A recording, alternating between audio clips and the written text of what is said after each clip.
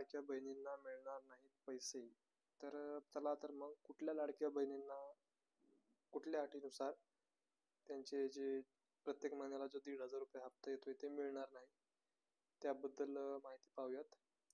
ज्या महिलांच्या आधार कार्डवर 21 पेक्षा कमी वय आहे आणि 65 पेक्षा जास्त वय आहे, त्या महिलांना या योजनेचा हप्ता मिळणार नाही.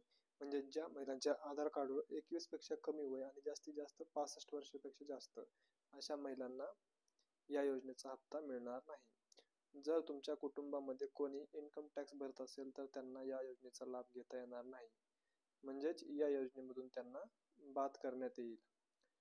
तुमच्या कुटुंबातील वर्षाचे उत्पन्न जर 1 लाखापेक्षा जास्त असेल तर अशा महिलांना ही योजना मिळणार नाही किंवा या योजनेमधून बाद करण्यात येईल. ज्यांचं उत्पन्न हे 1 लाखापेक्षा जास्त आहे अशा महिलांना या योजनेचा लाभ घेता येणार नाही.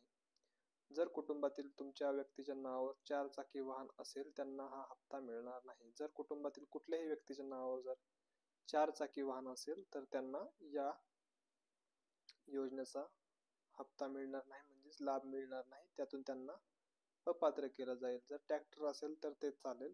ट्रॅक्टर सोडून कुठलेही 4 चाकी वाहन असेल तर त्यांना या योजनेतून अपात्र ठरवण्यात येईल. जर तुम्ही तहसीलच्या कुठल्याही योजनेचा लाभ घेत असाल, जसे की संजय गांधी निराधार योजना, तर तुम्हाला या योजनेचा लाभ घेता येणार नाही. जर तुम्ही लाडकी बहीण सोडून कुठल्याही तहसीलची कुठलीही योजना असो सरकारची, त्याचा जर लाभ घेत असेल तर तुम्हाला लाडकी बहीण योजनेचा जो हप्ता आहे तो मिळणार नाही.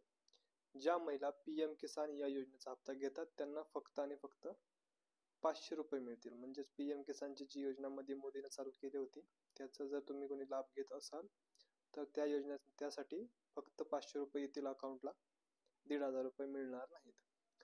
एका कुटुंबातील फक्त 2च महिलांना या योजनेचा लाभ मिळणार आहे.